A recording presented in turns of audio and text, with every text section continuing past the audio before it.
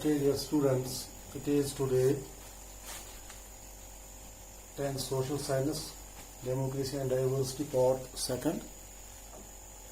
इसमें हम देखेंगे कि कौन सी चीज़ें हैं जो ये जाहिर करती हैं कि ये पावर शेयरिंग एक इम्पॉर्टेंट फैक्टर है मुल्क को चलाने के लिए, और डाइवर्सिटी जो है, डाइवर्सिटी को कौन सी चीज़ें जाहिर करती हैं. तो we have some indicators, rather we can say determinants. तो तीन चीज़ें ऐसी होती हैं जो ये जाहिर करती हैं कि power sharing is an essential. एक बहुत ज़रूरी चीज़ जो है वो पावर शेयरिंग है. अगर हम देखेंगे एक मुल्क में रहने वाले लोग जो हैं, एक मुल्क में रहने वाले लोगों की जो सबसे पहली चीज़ जो है वो है दैट इज देयर आइडेंटिटी, उनकी शिनाख्त. People are having different identities. They have their identities as religion, उनका मजहब क्या है. रिलीजियस लेवल पर कुछ आइडेंटिटीज होती हैं. रीजन होती है, एक रीजन में रहने के वाले लोग, उनके फिर रिलीजन जो है वो डिफरेंट भी हों, लेकिन एक रीजन में होने की उनकी एक शिनाख्त होती है. और लैंग्वेज, जुबान के लिहाज से एक जबान बोलने वाले लोग, फिर मजहब क्या हो लेकिन एक जबान बोलते हैं. इसी तरह है देयर कल्चर, जिसका डाइवर्सिटी, जहाँ ये चीजें मुख्तलिफ हों. रिलीजन भी एक मुल्क में मुख्तलिफ हो, बहुत सारे लोगों के पास बहुत सारे रिलीजन हो, बहुत सारे रीजनों में एक कंट्री डिवाइड हो, एक कंट्री में बहुत सारी लैंग्वेजेस हो, एक कंट्री में बहुत सारे कल्चर एंड ट्रेडिशंस हो. अब लोगों का जो ओपिनियन है वो क्या है इन चीजों के बारे में. क्या वो ये कहते हैं कि कोई चीज हमें जो है, जैसे वो कल हमने वो ओवरलैपिंग जो मतलब ये हमने पढ़ा कि इसको अकोमोडेट करने की कोशिश करते हैं. ओवरलैपिंग डिफरेंसेस जो है कहीं मिलती हैं, कोई चीज मिलती है. लोगों का व्यू क्या है इसके बारे में. लोग थोड़ा सा इसमें इसको किस नंबर पे रखते हैं. क्या पहले नंबर पर रखते हैं कि नहीं सब कुछ जो है हमारा ही चलेगा. जैसे हमने वो श्रीलंका की मिसाल में देखा, सिन्हाला जो पॉपुलेशन थी, सिन्हाला पॉपुलेशन ने दूसरी पॉपुलेशन को खातिर में नहीं लाया. रिजल्ट वो वहां हुआ कि सिविल वार शुरू हुआ. बट बेल्जियम में लोगों ने इस चीज को मद्देनजर रखा कि लोग बहुत सारी जुबानें बोलते हैं, इन जुबानों का तहफ़्फ़ुज़, ये जो कौन किस रीजन में रहता है उस रीजन में हम उनको ठीक तरह से रहने देंगे. वो अपने मर्जी पर जिस तरह से कल्चर को बढ़ाना चाहें, इस पर चलना चाहें तो चलें.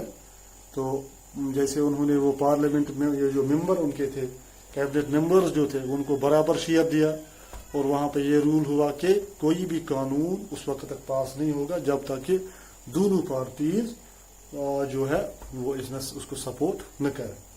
तो जहां इसको प्रैक्टिस किया जाता है वहां पर क्लैशेस बहुत कम होते हैं. जहां लोग इन चीजों की बुनियाद पर सोचते हैं तो वहां पर प्रॉब्लम ज्यादा हो जाती है.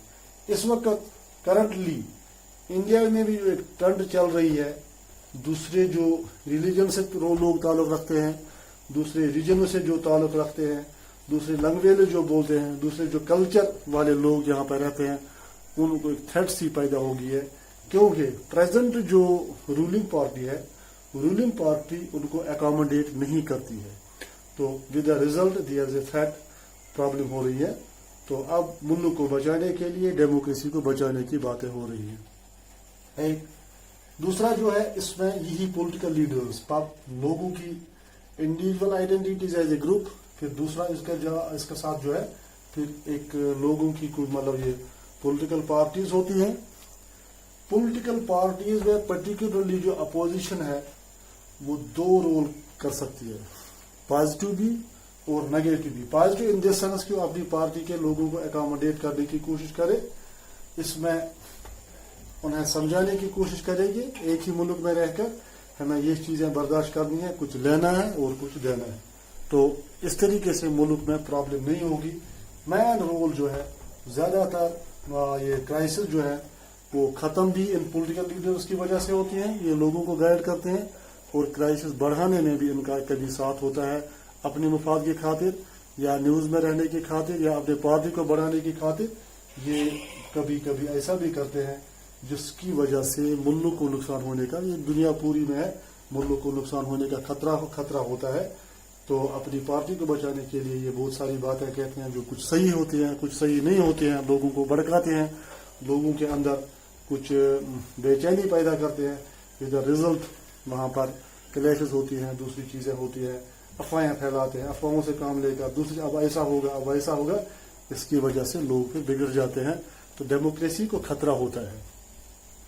तो अब हर एक कंट्री में होगी दो चीजें, पहले इंडिविजुअली क्या लोग क्या सोचते हैं, एज ए ग्रुप क्या सोचते हैं, फिर उनकी जो पार्टी होती है, पॉलिटिकल लीडर्स जो होते हैं, लीडरशिप जो होती है, फिर लीडरशिप का क्या रोल होता है। अब इसके अलावा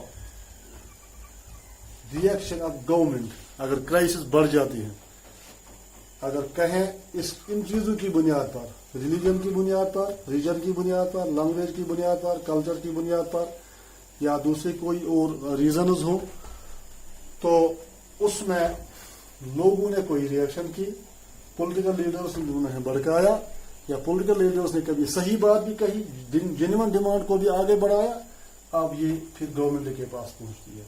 गवर्नमेंट अगर सिंसियर है और उनके पास एक पॉजिटिव एटीट्यूड है, वो ये समझते हैं कि हमें डेमोक्रेसी को बढ़ाने के लिए, आगे बढ़ाने के लिए, मुल्क को बचाने के लिए हमें एक जायज तरीका इख्तियार करना चाहिए, एक अच्छा रास्ता इख्तियार करना चाहिए, तो उनका जो है वो इसको डिसाइड कर सकते हैं। अपोजिशन जो है, ये लीडर्स जो हैं या जो ये ग्रुप्स हैं, तो इनको एकोमोडेट करेंगे, इनकी बात सुनेंगे, जायज बात अगर कोई है तो उसकी तरफ ध्यान देंगे, अगर कोई गलत फहमी है तो उसको क्लियर करने की कोशिश करेंगे, म्यूचुअल अंडरस्टैंडिंग से उनको, मतलब कोई सप्रेशन नहीं होता है। यहाँ ये प्रॉब्लम होती है, अगर ये गवर्नमेंट इन लोगों को सप्रेस करती है तो वक्ती तौर ये लोग तो दब जाएंगे, लेकिन आहिस्ता आहिस्ता इनके अंदर डेमोक्रेसी पे जो है एक एतमाद जो होता है, एक ट्रस्ट जो होता है, वो ट्रस्ट खत्म होता जाता है। उस ट्रस्ट के खत्म होने के बाद ही फिर आगे ये आहिस्ता आहिस्ता ये ऐसे हालात पैदा हो जाते हैं कि मुल्क के टूटने का खतरा होता है, फिर कोई इसको बचा नहीं सकता है। तो जब हालात जैसे हिस्टोरिकल लॉ है, people revolt when conditions become unbearable, जब हालात नाकाबिल बर्दाश्त हो जाते हैं तो मुल्क, जैसे आप देखते हैं इंटरनेशनल लेवल पर बहुत सारे मुल्क टूट जाते हैं, कुछ नए मुल्क बन जाते हैं। स्टेटस की बॉर्डर जो है, इसमें हम पहले भी पढ़ा, स्टेटस का कोई बॉर्डर बड़ा हो जाता है, यानी कोई और पार्ट इसके साथ मिलता है, कोई पार्ट अलहदा होता है।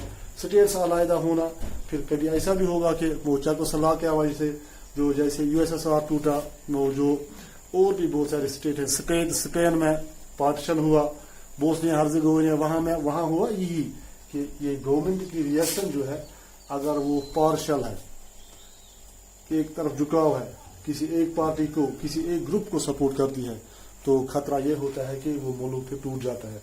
अगर गवर्नमेंट एकोमोडेट करने की कोशिश करती है, लोगों की बात सुनती है, इसमें सिंसियर है, जो जायज बात है उसको मानती भी है, लोगों के पास अगर मैंडेट नहीं है तो, लेकिन लोगों के पास राइट है कि वो डेमोक्रेसी में डेमोक्रेटिक राइट है कि वो अपने एक्सप्रेस करें कि हमारे से यह ज्यादती है, हमारे रिलीजन को खतरा है, हमारे कल्चर को खतरा है, हमारी ट्रेडिशन को खतरा है, हमारी लैंग्वेज को खतरा है। कॉन्स्टिट्यूशन ने हमें प्रोटेक्शन इनका दिया है, तो गवर्नमेंट को इनकी बात सुननी चाहिए। अब इसके बाद जो है तो 3 चैप्टर कंप्लीट हुए।